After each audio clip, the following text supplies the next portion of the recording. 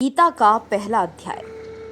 धृतराष्ट्र बोले, हे संजय, धर्म भूमि कुरुक्षेत्र में इकट्ठे हुए युद्ध की इच्छा वाले मेरे और पांडु के पुत्रों ने क्या किया।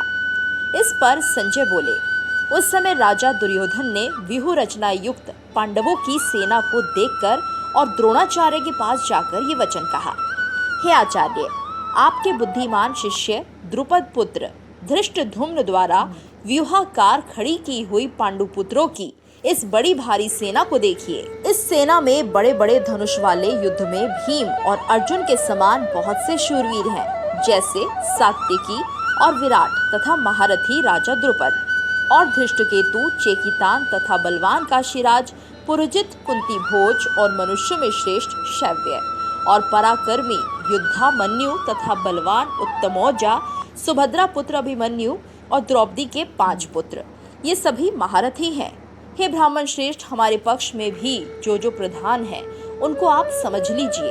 आपके जानने के लिए मेरी सेना के जो सेनापति हैं, उनको कहता हूँ।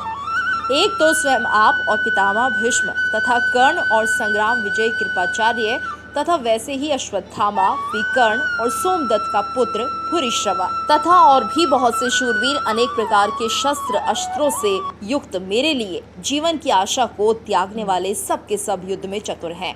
भीष्म पितामह द्वारा रक्षित हमारी वो सेना सब प्रकार से अजय है और भीम द्वारा रक्षित इन लोगों की ये सेना जीतने में सुगम है।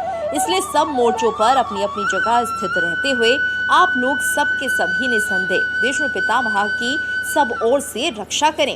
इस प्रकार द्रोणाचार्य से कहते हुए दुर्योधन के वचनों को सुनकर कौरवों में वृद्ध बड़े प्रतापी पितामह भीष्म ने उस दुर्योधन के हृदय में हर्ष उत्पन्न करते हुए उच्च स्वर से सिंह की नाद के समान गर्ज कर शंख बजाया।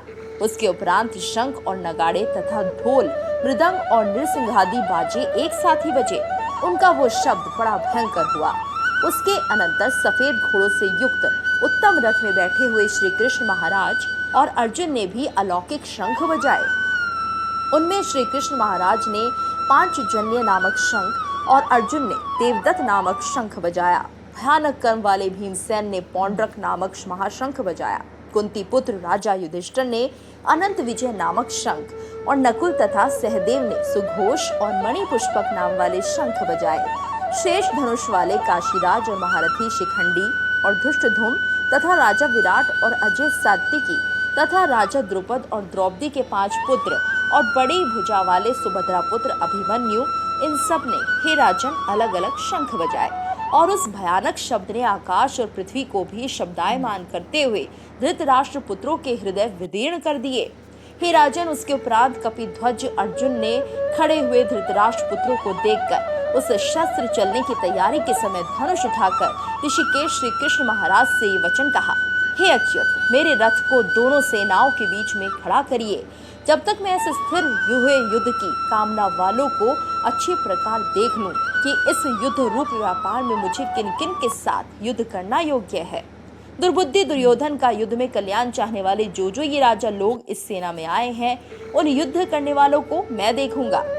संजय बोले, हे धृतराष्ट्र, अर्जुन द्वारा इस प्रकार कहे हुए महाराज श्री कृष्णचंद्र ने दोनों सेनाओं के बीच में भीष्म और द्रोणाचार्य के सामने और संपूर्ण राजाओं के सामने उत्तम रथ को खड़ा करके ऐसे कहा कि हे पार्थ, इन इकट्ठे हुए कौरवों को देख। उसके उपरांत प्रथा पुत्र अर्जुन ने उन दोनों ही सेनाओं में स्थित हुए पिता के भाइयों को, पितामह को, आचार्यों को, मामों को, भाइयों को, पुत्रों को, पौत्रों को तथा मित्रों को, ससुरों को और सुहृदों को भी देखा। इस प्रकार उन खड़े हुए संपूर्ण बंधुओं को देखकर वो अत्यंत करुणा से युक्त हुए कुंती पुत्र अर्जुन शोक करते हुए बोले, हे कृष्ण, इस युद्ध की इच्छा वाले खड़े हुए स्वजन समुदाय को देखकर मेरे अंग शिथिल हो जाते हैं और मुख भी सूखा जाता है और मेरे शरीर में कंप तथा रोमांच होता है तथा हाथ से गांडीव धनुष गिरता है और त्वचा भी बहुत जलती है तथा मेरा मन भ्रमित सा हो रहा है। इसलिए मैं खड़ा रहने को भी समर्थ नहीं हूँ। हे केशव, लक्षणों को भी विपरीत ही देखता हूँ तथा युद्ध में अपने कुल को मारकर कल्याण भी नहीं देखता। हे कृष्ण, मैं विजय नहीं चाहता और राज्य तथा सुखों को भी नहीं चाहता। हे गोविंद, हमें राज्य से क्या प्रयोजन है अथवा भोगों से और जीवन से भी क्या प्रयोजन है, क्योंकि हमें जिनके लिए राज्य, भोग और सुखादि इच्छित हैं, वो ही ये सब धन और जीवन की आशा को त्याग कर युद्ध में खड़े हैं। जो कि गुरुजन, ताऊ, चाचे, लड़के और वैसे ही दादा, मामा, ससुर, पोते, साले और भी संबंधी लोग हैं। इसलिए हे मधुसूदन, मुझे मारने पर भी अथवा 3 लोक के राज्य के लिए भी मैं इन सबको मारना नहीं चाहता, फिर पृथ्वी के लिए तो कहना ही क्या। हे जनार्दन, धृतराष्ट्र के पुत्रों को मारकर भी हमें क्या प्रसन्नता होगी? इन आयतादियों को मारकर तो हमें पाप ही लगेगा। इससे हे माधव, अपने बांधव धृतराष्ट्र के पुत्रों को मारने के लिए हम योग्य नहीं हैं, क्योंकि अपने कुटुंब को मारकर हम कैसे सुखी होंगे। यद्यपि लोभ से भ्रष्ट चित्त हुए ये लोग कुल के नाशकृत दोष को और मित्रों के साथ विरोध करने में पाप को नहीं देखते हैं, परंतु हे जनार्दन, कुल के नाश करने से होते हुए दोष को जानने वाले हम लोगों को इस पाप से हटने के लिए क्यों नहीं विचार करना चाहिए? क्योंकि कुल के नाश होने से सनातन कुल धर्म नष्ट हो जाते हैं। धर्म के नाश होने से संपूर्ण कुल को पाप भी बहुत दबा लेता है। तथा हे कृष्ण, पाप के अधिक बढ़ जाने से कुल की स्त्रियां दूषित हो जाती हैं, और हे वार्ष्णेय, स्त्रियों के दूषित होने पर वर्ण संकर उत्पन्न होता है, और वो वर्ण संकर कुल घातियों को और कुल को नरक में ले जाने के लिए होता है।